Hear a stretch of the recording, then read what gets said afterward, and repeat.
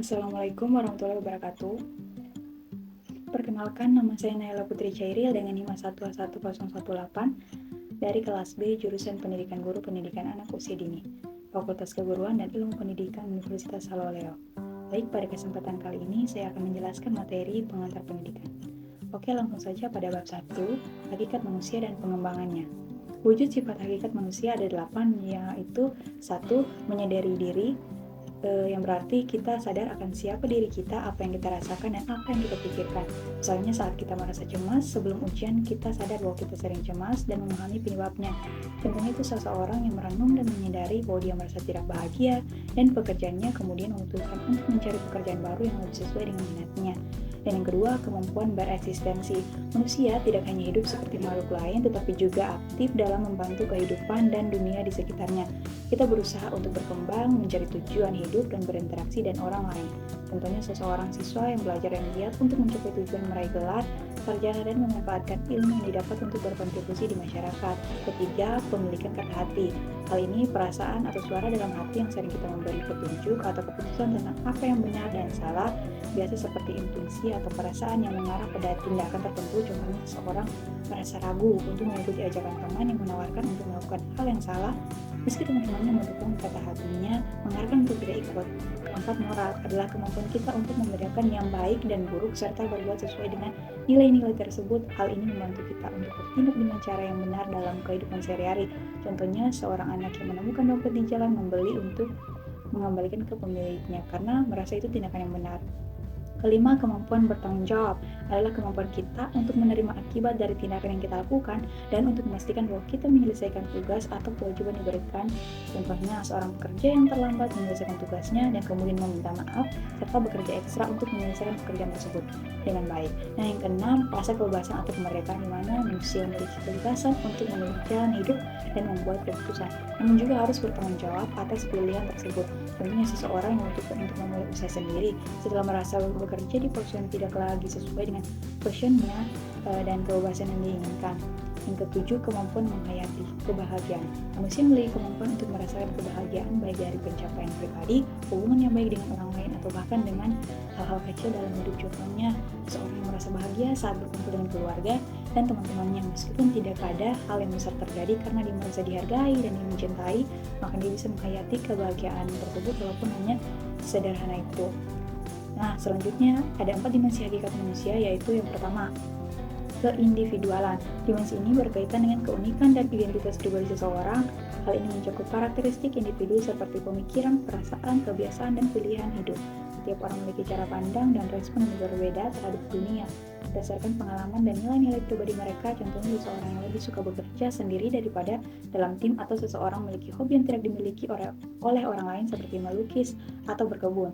2. Kesosialan, di mana ini berhubungan dengan interaksi manusia dalam masyarakat.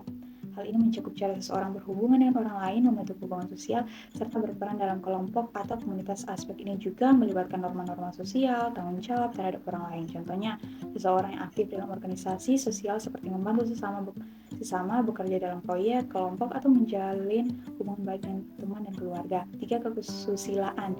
Dimensi ini berhubungan dengan etika, moralitas, nilai-nilai yang menentukan tindakan seseorang, apakah benar atau salah. Hal ini mencakup perilaku yang sesuai dengan norma-norma sosial yang ada dalam budaya di masyarakat. Nah, dimensi ini juga berpindah dengan pertimbangan moral. Contohnya, seseorang individu yang selalu berusaha untuk jujur, tidak mencuri, dan menghormati hak orang lain. Keempat, keberagamaan. Dimensi ini mencakup aspek kepercayaan, spiritualisasi, dan hubungan seseorang dengan Tuhan, atau kekuatan yang lebih besar keberagamaannya. Ini dapat mempengaruhi cara hidup, nilai, dan tindakan seseorang dalam kehidupan sehari-hari berdasarkan ajaran agama yang dianutnya. Contohnya, seseorang yang rajin beribadah sesuai keyakinannya, berdoa, dan menjalankan ajaran agama seperti membantu sesama atau menjalankan perintah agama yang sepenuh hati. Pengembangan dimensi hakikat manusia terbagi menjadi 2, yaitu 1. Pengembangan yang utuh. Nah, pengembangan ini melibatkan aspek kehidupan manusia secara menyeluruh dan seimbang. Artinya, manusia berkembang tidak hanya dalam satu dimensi, tetapi dalam berbagai aspek seperti fisik, mental, sosial, spiritual. Pengembangan yang utuh ini juga bertujuan untuk mencapai kualitas hidup yang lebih baik dan merata dalam semua bidang. Contohnya, seorang anak yang mendapatkan pendidikan yang baik tidak hanya dalam hal akademis tetapi juga dalam pengembangan sosial dan emosional. Anak tersebut diajarkan untuk berinteraksi dengan teman-teman, mengelola perasaan serta dibekali dengan keterampilan hidup yang baik. Dengan demikian, pengembangannya tidak hanya fokus pada kecerdasan tetapi juga pada kesejahteraan secara keseluruhan. Kedua, pengembangan yang tidak utuh. Nah, pengembangan ini lebih terbatas pada satu dimensi atau aspek kehidupan saja.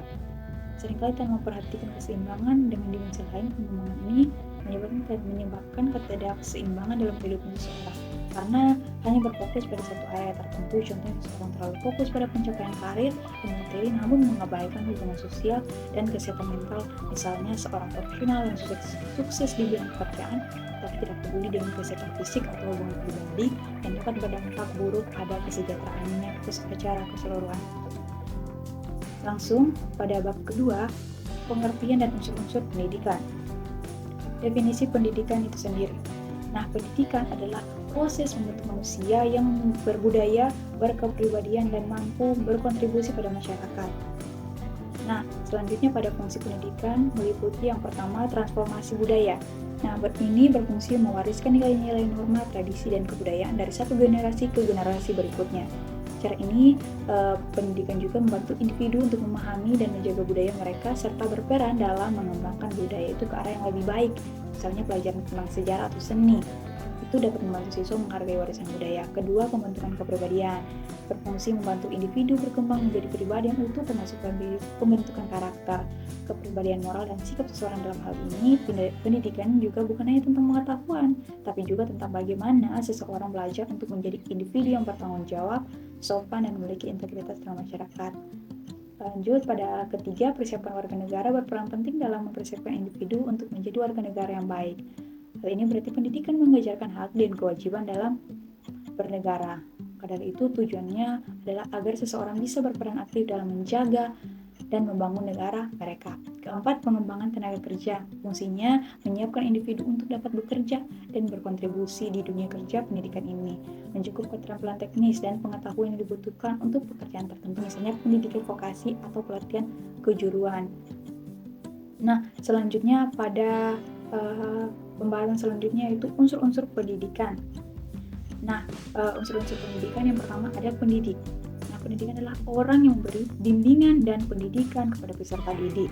Nah, pendidik ini bisa berupa guru, dosen, pelatih, atau siapa saja yang memiliki pengetahuan dan keterampilan untuk membimbing peserta didik menuju tujuan pendidikan. Kedua, peserta didik adalah individu atau kelompok yang menerima pendidikan, yakni para siswa atau mahasiswa. Ketiga, ada interaksi antara peserta didik dengan pendidik atau interaksi edukatif, atau dalam hal ini adalah proses pendidikan atau pembelajaran, di mana berpengaruh pada peserta didik dan pendidik. Nah, ini mencoba komunikasi, diskusi, dan pembelajaran bersama yang mendorong pemahaman dan pengembangan kemampuan peserta didik. Dan yang keempat, tujuan pendidikan adalah arah yang ingin dicapai dalam proses pembelajaran dalam hal ini berupa penguasaan ilmu pengetahuan, keterampilan sikap, atau nilai-nilai tertentu yang ditanamkan pada peserta didik. Kelima, materi pendidikan adalah informasi pengetahuan dan keterampilan diberikan oleh peserta didik. Materi ini mempengaruhi pembentukan pemahaman, kompetensi peserta didik, dan bidang yang dipelajari. Keenam, alat dan metode, hal yang mencakup cara-cara yang digunakan untuk menyampaikan materi untuk mencapai tujuan pendidikan, meliputi pendekatan pengajaran, teknik pembelajaran, penggunaan teknologi, dan sumber daya yang lain membantu dalam proses pembelajaran. 7. Lingkungan pendidikan adalah tempat fisik atau sosial di mana proses pendidikan berlangsung seperti sekolah, kampus, atau ruang belajar online, di mana baik dari segi fasilitas maupun suasana sosial.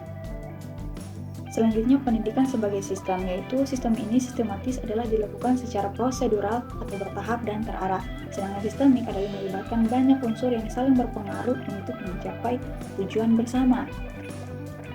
Oke, selanjutnya pada pembahasan bab ketiga yaitu landasan dan asas pendidikan serta penerapannya.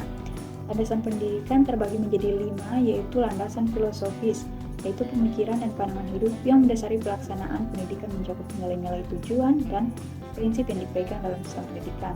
Kedua, landasan sosiologis berfokus pada pengaruh lingkungan sosial terhadap pendidikan, melibatkan bagaimana pendidikan dapat membentuk dan dipengaruhi oleh struktur masyarakat, norma, dan interaksi sosial. Dan yang ketiga, landasan kultural, itu berkaitan dengan nilai-nilai budaya yang ada dalam masyarakat dipengaruhi oleh tradisi adat, istiadat, dan sistem budaya yang berlaku di suatu komunitas. Dengan hal ini, pendidikan bertujuan melestarikan dan mengembangkan budaya lokal serta membentuk individu yang mampu berperan dalam masyarakat sesuai dengan nilai-nilai budaya mereka. Keempat, landasan psikologis berhubungan dengan perkembangan mental, emosional individu di mana harus disesuaikan dengan tahapan perkembangan psikologi peserta didik, seperti kemampuan kognitif, sosial, emosional mereka. Yang kelima, landasan ilmiah dan teknologi adalah pengetahuan kemajuan dalam ilmu pengetahuan dan teknologi yang mempengaruhi cara pendidikan untuk didasarkan pada metode ilmiah yang dapat menghasilkan pengetahuan yang benar dan dapat diterapkan. Selanjutnya, asas pendidikan itu ada 3. Yang pertama, tuturi handayani. Dalam hal ini, tuturi ini menunjukkan bahwa peran pendidik adalah memberikan dukungan dan motivasi kepada siswa dari belakang dengan cara yang tidak mengekang, tetapi memberi kebebasan untuk berkembang. Pendidikan diharapkan untuk membimbing, mendorong, dan memberikan arahan agar siswa dapat mandiri dalam belajar. Oke, yang kedua, belajar sepanjang hayat, di mana pendidikan yang berlangsung sepanjang hidup bukan hanya terbatas pada usia tertentu atau dalam lingkungan sekolah formal saja. Belajar tidak hanya terjadi di ruang kelas, tetapi juga di luar kelas, dalam kehidupan sehari-hari dan melalui pengalaman hidup. Dalam hal ini, individu terus belajar untuk mengembangkan diri di sepanjang perjalanan hidup mereka. Ketiga, kemandirian dalam belajar. Asas ini menekankan pentingnya siswa untuk mengembangkan kemampuan untuk belajar secara mandiri. Artinya siswa tidak hanya bergantung pada pengajaran langsung dari guru, tetapi mereka juga harus mampu mencari informasi sendiri, mengatasi tantangan belajar sendiri, dan mengambil inisiatif dalam proses pembelajaran dengan tujuan membentuk individu yang mampu berpikir kritis, bertanggung jawab atas pembelajaran mereka. Bab 4, perkiraan dan antisipasi terhadap masyarakat masa depan. Yang pertama, tantangan globalisasi, di mana globalisasi menghilangkan batas antar negara, menciptakan keterhubungan yang luas, dan dalam hal ini dalam dunia pendidikan, berarti peserta didik harus mampu bersaing di tingkat global. Nah, 4 bidang utama globalisasi. Yang pertama, iptek. Globalisasi di bidang iptek ini mencakup perkembangan pesat dalam ilmu pengetahuan dan teknologi yang mempengaruhi hampir semua aspek kehidupan manusia, inovasi seperti internet, AI, dan teknologi komunikasi lainnya.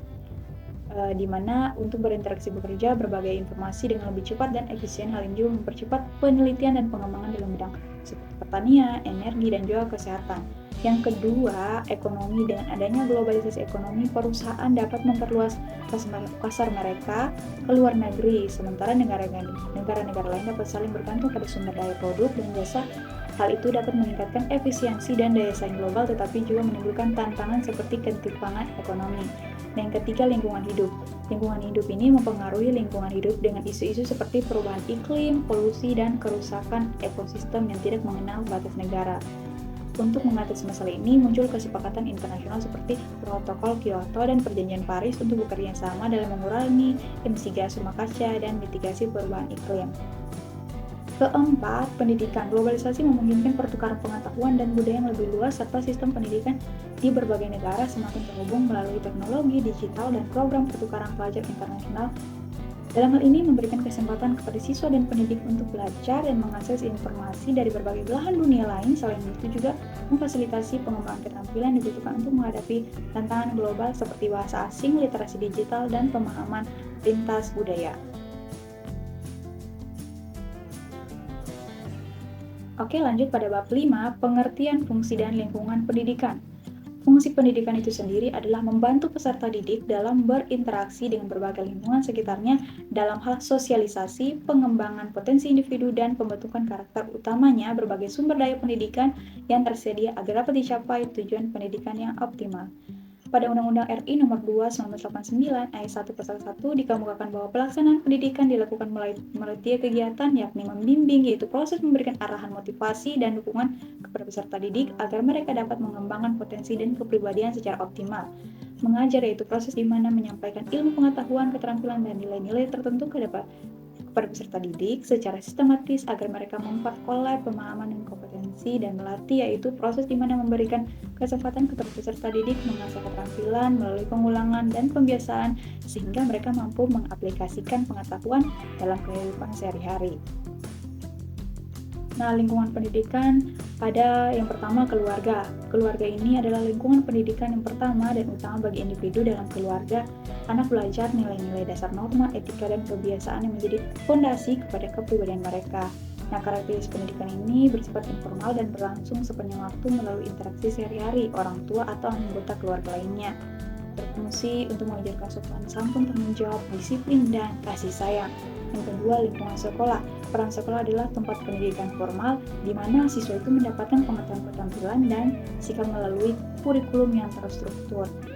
Karakter pendidikan sekolah bersifat sistematis, rencana, dan dilakukan oleh tenaga profesional seperti guru. Contohnya pembelajaran mata pelajaran seperti matematika, bahasa, sains, serta pengembangan keterampilan sosial dan kemampuan berpikir kritis. Ketiga, masyarakat.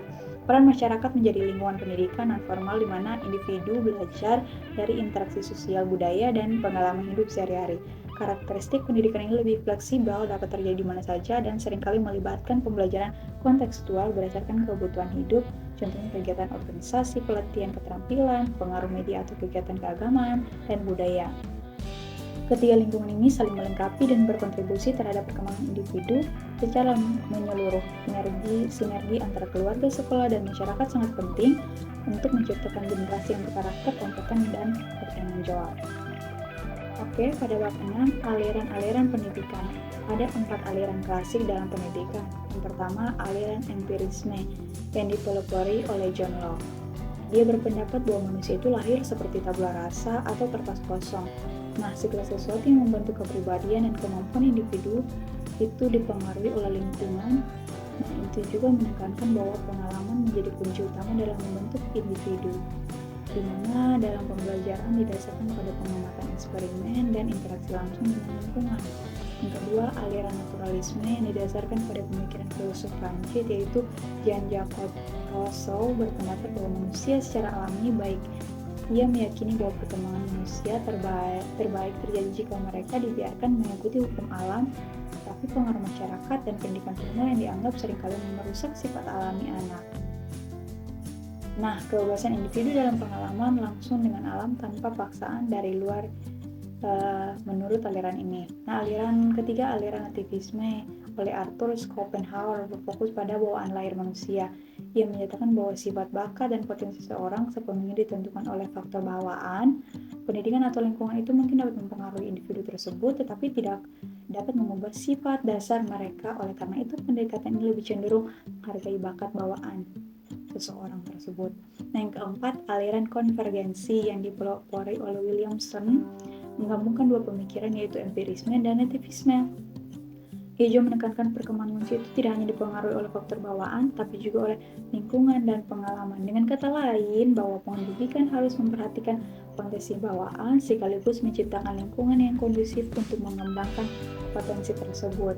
Nah, terdapat 2 aliran pokok pendidikan di Indonesia, yaitu pertama, perguruan kebangsaan taman siswa yang didirikan oleh Ki Hajar Dewantara pada tahun 1922 di Yogyakarta, adalah sebuah lembaga pendidikan yang bertujuan mencerdaskan kehidupan bangsa dengan berlandaskan nilai-nilai kebangsaan, budaya, dan karakter. Perguruan ini menanamkan prinsip-prinsip seperti Ingarso Sungtolodo, yaitu di depan memberi teladan, dan Ingadia Mangunkarso, artinya di tengah menciptakan semangat, dan Tuturi Handayani yang artinya di belakang memberikan dorongan.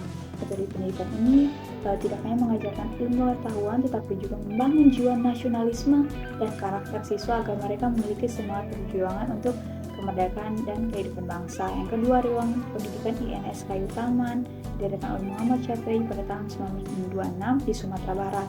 Pendidikan itu menekankan pada keterampilan praktis sistem pendidikan, mengadopsi pendekatan belajar sambil bekerja, di mana siswa tidak hanya mempelajari teori, tetapi juga langsung mempraktikkan keterampilan tersebut seperti pekerjaan tangan dan hal lainnya. Dan yang selanjutnya yaitu pada bab 7, permasalahan pendidikan. Ada 4 masalah pokok pendidikan, yaitu pertama, masalah pemerataan pendidikan. Nah, pemerataan pendidikan mengacu pada akses yang tidak merata ke pendidikan, terutama bagi masyarakat yang tinggal di daerah terpencil, miskin, atau memiliki kebutuhan khusus. Ketimpangan ini menyebabkan banyak anak putus sekolah atau tidak memiliki akses ke pendidikan berkualitas. Nah, solusinya mengadakan pembangunan fasilitas pendidikan di daerah terpencil dan memberikan beasiswa bagi siswa dari keluarga kurang mampu, dan mengembangkan program pendidikan jarak jauh berbasis teknologi dan menyediakan transportasi infrastruktur pendukung di daerah tertinggal tersebut. Yang kedua, masalah mutu pendidikan. Mutu pendidikan pendidikan rendah akibat kurangnya kualitas tenaga pengajar, kurikulum yang tidak relevan, dan serta fasilitas belajar yang tidak memadai. Hal ini juga berdampak pada rendahnya daya saing lulusan di tingkat nasional maupun internasional. Solusinya meningkatkan pelatihan guru dan sertifikasi guru, memperbaiki kurikulum agar sesuai dengan kebutuhan zaman, dan menyediakan sarana dan prasarana pendidikan modern. Oke, selanjutnya pada yang ketiga, masalah efisiensi pendidikan. Efisiensi pendidikan berkaitan dengan bagaimana sumber daya pendidikan digunakan secara optimal untuk mencapai hasil yang diinginkan. Dan masalah muncul ketika anggaran besar tidak menghasilkan kualitas pendidikan yang baik, seperti rendah angka kelulusan atau siswa yang putus sekolah, dan solusinya adalah menerapkan manajemen berbasis sekolah. Untuk meningkatkan transparansi dan akuntabilitas, memanfaatkan teknologi untuk mengoptimalkan proses pembelajaran, dan menguasai penggunaan anggaran pendidikan secara ketat. Ketiga, masalah relevansi pendidikan. Mencakup kesesuaian antara pendidikan diberikan dengan kebutuhan dengan pekerjaan di dunia masyarakat. Banyak lulusan yang tidak memiliki keterampilan yang relevan sehingga sulit bersaing di dunia kerja. Nah, solusinya itu apa? Menjalin kerjasama dengan industri untuk menyelaraskan pendidikan dengan kebutuhan di dunia kerja. Mengembangkan program kejuruan dan pendidikan vokasi, memperkenalkan pendidikan kewirausahaan sejak dini, melibatkan praktisi industri sebagai pengajar tamu di sekolah dan perguruan tinggi. Faktor-faktor yang mempengaruhi perkembangannya masalah pendidikan yaitu pertama, perkembangan iptek dan seni.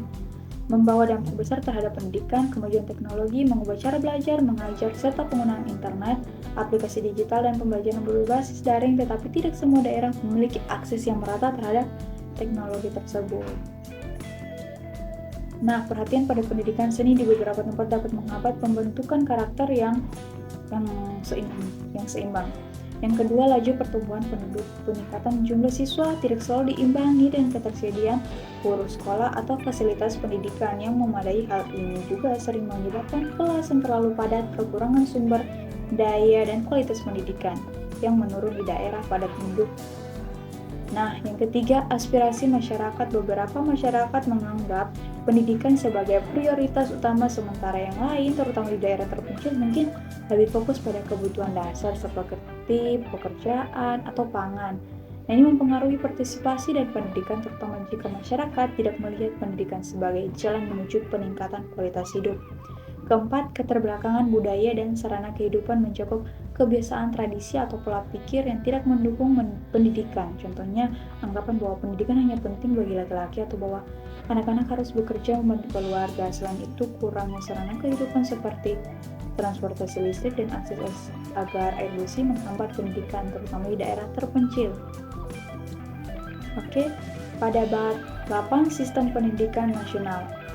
Berdasarkan Undang-Undang RI Nomor 2 Tahun 1989 tentang Sistem Pendidikan Nasional, kelembagaan pendidikan dapat dilihat dari segi jalur pendidikan dan program serta pengelolaan pendidikan. Yang pertama itu jalur pendidikan dibagi menjadi dua, yaitu pendidikan sekolah dan pendidikan luar sekolah. Pendidikan sekolah itu yang dilakukan secara terstruktur dan berjenjang, di mana dilaksanakan di lembaga formal seperti SD, SMP, SMA, dan perguruan tinggi. Pendidikan luar sekolah itu pendidikan yang tidak terikat struktur dan jenjang tertentu, di mana dapat berupa kursus, pelatihan, dan lainnya. Fungsinya juga melengkapi atau sebagai alternatif dari pendidikan sekolah. Jenjang pendidikan terbagi menjadi 3, yaitu pendidikan dasar, yaitu pendidikan menjadi dasar untuk jenjang selanjutnya, seperti SD, SMP. Nah, yang kedua, pendidikan menengah, yaitu pendidikan lanjutan dari pendidikan dasar, yaitu SMA, SMK, dan lainnya. Yang ketiga, pendidikan tinggi, yaitu pendidikan setelah pendidikan menengah, dilaksanakan oleh perguruan tinggi seperti universitas, institut, akademik, atau politeknik, dan lainnya. Program dan pengelolaan pendidikan terbagi menjadi 5, yaitu pendidikan umum, yaitu berfokus pada penguasaan pengetahuan umum, biasanya dilaksanakan di sekolah dasar, menengah, dan perguruan tinggi. Kedua, pendidikan kejuruan, yaitu memberikan keterampilan tertentu sesuai kebutuhan dunia kerja, contohnya SMK, politeknik, atau pelatihan kerja. Ketiga, pendidikan luar biasa, yaitu ditujukan untuk peserta didik dengan kebutuhan khusus, yaitu contohnya SLB. Yang keempat, pendidikan kedinasan, diselenggarakan itu oleh instansi pemerintah untuk mendukung tugas pemerintahan, contohnya Sekolah Tinggi Ilmu Kepolisian atau STIK atau sekolah kedinasan lainnya. Kelima, pendidikan keagamaan, yaitu pada fokus pengajaran agama dan nilai-nilai spiritual, tentunya pesantren, sekolah agama, atau pendidikan berbasis agama lainnya. Oke, pada bab 9, pendidikan dan pembangunan. Pendidikan menciptakan sumber daya manusia yang kompeten, meningkatkan kualitas hidup, dan mendorong kemajuan bangsa di bidang ekonomi, sosial, dan budaya. Nah, esensi pendidikan dan pembangunan memiliki hubungan yang erat dalam memajukan masyarakat dan negara. Pendidikan juga memberikan landasan pengetahuan, keterampilan, serta sikap yang diperlukan untuk menciptakan individu yang dapat berkontribusi pada pembangunan. Sementara itu, pembangunan juga bertujuan untuk meningkatkan kesejahteraan masyarakat melalui kemajuan ekonomi, sosial, budaya, dan titik temu antara pendidikan dan pembangunan terletak pada pemanfaatan hasil pendidikan untuk mempercepat dan meningkatkan kualitas pembangunan di berbagai sektor. Nah, sumbangan pendidikan terhadap pembangunan dapat dilihat dalam 4 segi, yaitu pertama, segi sasaran adalah menciptakan individu yang terampil, berpengetahuan, dan memiliki sikap yang baik untuk berkontribusi pada pembangunan. Nah, yang kedua, segi lingkungan, berperan dalam bentuk lingkungan yang mendukung perkembangan individu dan masyarakat. Lingkungan pendidikan yang baik seperti fasilitas yang memadai, guru yang berkualitas, serta nilai-nilai positif yang diajarkan akan menghasilkan individu yang siap berpartisipasi dalam pembangunan. Yang ketiga, segi jenjang pendidikan, memiliki jenjang yang terstruktur mulai dari pendidikan dasar hingga pendidikan tinggi. Setiap jenjang pendidikan juga memberikan kontribusi berbeda terhadap pembangunan. Yang keempat, segi pembidangan kerja atau sektor kehidupan mempersiapkan individu untuk bekerja. Dimulai dari sektor pertanian, industri, teknologi, kesehatan, hingga pemerintahan. Itu juga memberikan kontribusi langsung dalam menciptakan tenaga kerja yang memiliki keahlian sesuai dengan kebutuhan sektor pembangunan. Mungkin itu saja yang dapat saya sampaikan. Lebih dan kurangnya mohon dimaafkan. Sekian dari saya. Wabillahi taufiq wal hidayah. Wassalamualaikum warahmatullahi wabarakatuh. Terima kasih.